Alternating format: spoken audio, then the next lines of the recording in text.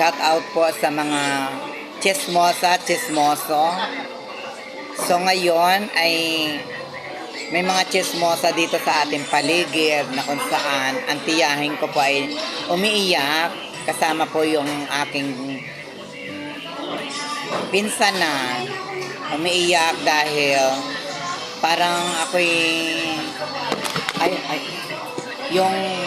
yung puso ko ay parang naintig ang puso ko dahil umiiyak ang tiyahin ko kasi pinagsasalitaan ng hindi maganda ng dito sa paligid namin.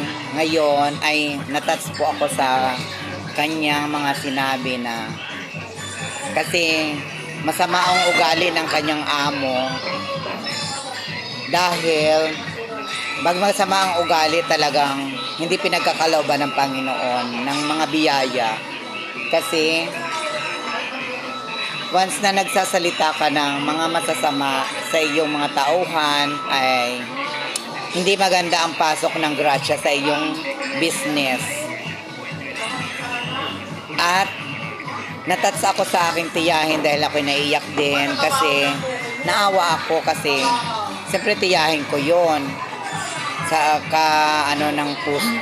karugtong ng aking bituka at saka laman ng dugo ko yon kasi ako'y naawa. Tumulo na lang ang luha ko sa kanya, hindi na ako nagsasalita. Kaya umuwi na lang po siya, pinagbaling na lang niya po sa bahay na iniyak na lang po niya ang kanyang mga sama ng loob kasi kung magsasalita pa siya ng hindi maganda, magkakaroon lang siya ng kaaway. Kaya umuwi na lang muna siya at doon muna lang pinapalipas yung mga sama ng loob kasi once tayo ay may ginagawa sa ating kapwa na hindi tanggap ng ating puso, ng ating mga kasama sa parlor o amo o tauhan, kailangan ay magpakumbaba tayo. Kung mali naman sila, bakit hindi natin tanggapin? Pero kung sila naman na may kasalanan, dapat sila ay magpakumbaba. Dapat maghingi sila ng tawad sa kanilang mga nasaktan.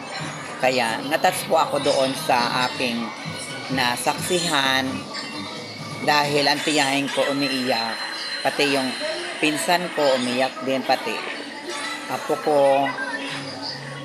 Yun lang po, sana makapulot kayo ng aral sa aking mga video. Salamat po.